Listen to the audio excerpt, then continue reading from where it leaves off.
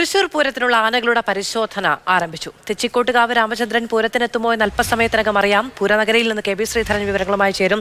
ശ്രീധരൻ, പൂരത്തിന് ചരിത്രമേറെയുണ്ട്. പക്ഷേ ആ പൂരത്തിന്റെ ചരിത്രത്തിലേക്ക് സമീപകാലത്ത് ചേർത്ത് വെച്ച തലയെടുപ്പിന്റെ പേരാണ് രാമചന്ദ്രൻ എന്നത്.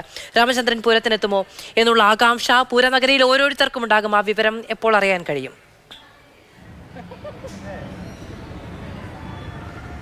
മധു, അത് തന്നെയാണ് ഈ നിമിഷത്തിലെ ഏറ്റവും വലിയ ചോദ്യം. തെച്ചിക്കോട്ടുകാവ് രാമചന്ദ്രൻ പൂരത്തിനെത്തുമോ? നെയ്തലക്കാവിൽ അമ്മയുടെ കോലമേന്തിക്കൊണ്ട് നാളെ ഗോപുരം കടന്ന് എത്തുമോ എന്നുള്ള ചോദ്യമാണ് ഇപ്പോൾ ഏതായാലും ഉയരുന്നത്. ഇപ്പോൾ ഞാൻ നിൽക്കുന്നത് തെക്കിങ്കാട് മൈതാനിയിലാണ്. ഇവിടെ ഇപ്പോൾ ആനകളുടെ പരിശോധന ആരംഭിക്കുന്നതിനുള്ള നടപടികളാണുള്ളത്. ഇപ്പോൾ തിരുവമ്പാടി വിഭാഗത്തിൻ്റെ ആനകളാണ്. അതുപോലെ തന്നെ ചെറുപൂരങ്ങൾക്ക്, ഘടകപൂരങ്ങൾക്ക് ആനകളെ നൽകുന്ന അല്ലെങ്കിൽ ആ ആനകളെ പരിശോധിക്കുന്ന ഒരു നടപടികളൊക്കെ പുരോഗമിക്കുന്നുണ്ട്. ഇപ്പോൾ ഏതായാലും എന്നോടൊപ്പം ലിഷോയുണ്ട്. ലിഷോ, ഇപ്പോൾ ഏറ്റവും ഈ നിമിഷത്തെ ചോദ്യം, നേരത്തെ മാധു സൂചിപ്പിച്ച പോലെ ഈ നിമിഷത്തെ ചോദ്യം, തെച്ചിക്കോട്ടുകാവ് പൂരത്തിനെത്തുമോ? എത്തുമോ?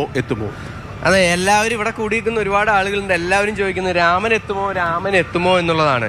രാമൻ എത്തുമോ എന്നുള്ള കാര്യത്തിലുള്ള ഒരു തീരുമാനം എന്തായാലും അല്പസമയത്തിനകം ഉണ്ടാവും. കാരണം ആനകളുടെ എല്ലാം തന്നെ ഫിറ്റ്നസ് പരിശോധിച്ച ശേഷം, ആ ഫിറ്റ്നസ് പരിശോധിച്ചതിന് ശേഷമാണ് ആ രാമൻ്റെ കാര്യത്തിലും ഒരു തീരുമാനമാകുക. കാരണം രാമന് ഫിറ്റ്നസ് ലഭിക്കുകയാണെങ്കിൽ ഈ തവണ തെച്ചിക്കോട്ടുകാവ് രാമചന്ദ്രൻ എന്തായാലും ഈ പൂരത്തിൽ പങ്കെടുക്കുകയും ചെയ്യും.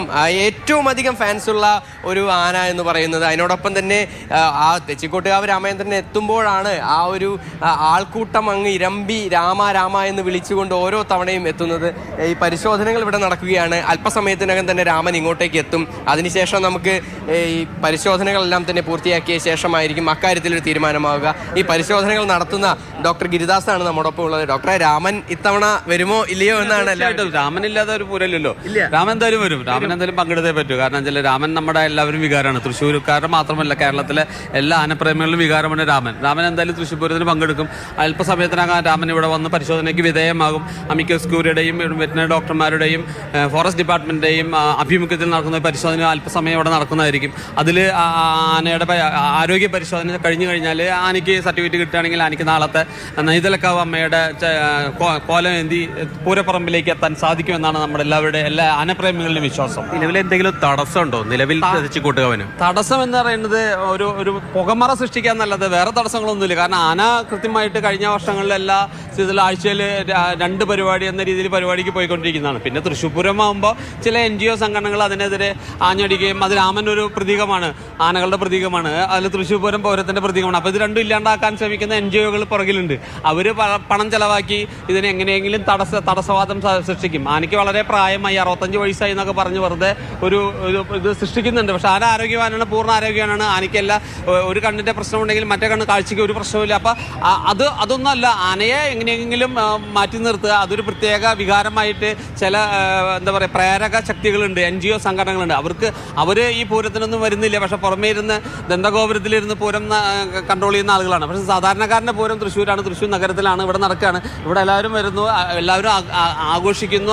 അപ്പം നിലവിൽ എല്ലാവർക്കും ആശയ്ക്ക് വകയുണ്ടെന്നാണ് പറഞ്ഞിരുന്നത്. തീർച്ചയായിട്ടും രാമനിപ്പോ നിങ്ങൾ കാണാൻ പോകുന്ന പൂരം പറഞ്ഞറിയിക്കേണ്ട ആവശ്യമില്ലെന്ന് കേട്ടിട്ടില്ലേ? രാമന്റെ കൂടെ ഒരു പറ്റം ആളുകൾ അല്ലെങ്കിൽ ഒരു ആയിരക്കണക്കിന് ആളുകളാണ് രാമനെ അനുഗമിച്ച് വരാറുള്ളത്. എനിക്ക് തോന്നുന്നു കഴിഞ്ഞ തവണ ഈ എലഞ്ഞിത്തറ മേളത്തിന് മുൻപായി വലിയൊരു ആൾക്കൂട്ടം ഈ വടക്കുന്നാഥ ക്ഷേത്രത്തിന്റെ മുന്നിലേക്ക് എത്തിയത് രാമൻ എത്തിയപ്പോഴാണ്. അപ്പോൾ അത്രത്തോളം ആരാധകരെ ഇങ്ങനെ കൂട്ടാനായി രാമൻ എന്താണ് പ്രത്യേകത? രാമൻ എന്ന് പറഞ്ഞ ഒരു വികാരമാണ്. രാമനിലെല്ലാം ഓരോ പ്രത്യേകതയുണ്ട്. രാമൻ ഫാൻസ് ഒരുപാട് പേരുണ്ട്. രാമനെ നമ്മൾ ഇഷ്ടപ്പെടും. രാമനായിട്ട് അടുത്ത് കഴിഞ്ഞാൽ, രാമന്റെ സ്വഭാവത്തെക്കുറിച്ച് പഠിച്ചു കഴിഞ്ഞാൽ അന്തർധാരയിലേക്ക് എത്തുമ്പോഴാണ് ആനയുടെ ആ സ്നേഹം നമുക്ക് മനസ്സിലാവും. അതുകൊണ്ടാണ് ആന അത്രയധികം ഫാനുകളുള്ളത്. നമുക്കറിയാം പൂരത്തിന് 95 ആനകൾ വരുന്നുണ്ട്. എല്ലാ ആനകളും ഇന്ന് പരിശോധിക്കും. വളരെ നല്ല രീതിയിലുള്ള പരിശോധന നടക്കും. മൃഗസംരക്ഷണ വകുപ്പിന്റെയും ഫോറസ്റ്റ് ഡിപ്പാർട്ട്മെന്റിന്റെയും അതുപോലെ തന്നെ അമിക്കസ് ക്യൂറിയുടെ ആഭിമുഖ്യത്തിൽ നടക്കുന്ന പരിശോധന അല്പസമയത്തിനും കൂടെ ആരംഭിക്കും. തീർച്ചയായിട്ടും ഒരു വികാരമാണ് രാമൻ വരിക, രാമൻ പങ്കെടുക്കുക. രാമൻ ഇന്ന് ചടങ്ങിന് വരുന്നുണ്ട്, ഇപ്പോൾ കാണാവുന്ന ഒരു കാര്യമാണ്. തീർച്ചയായിട്ടും എല്ലാവരും സഹകരണം ഉണ്ടാവണമെന്ന്, എല്ലാവരും പ്രാർത്ഥന ഉണ്ടാവണമെന്ന് പറഞ്ഞുകൊണ്ട് നിർത്തുന്നു. വളരെയധികം നന്ദി.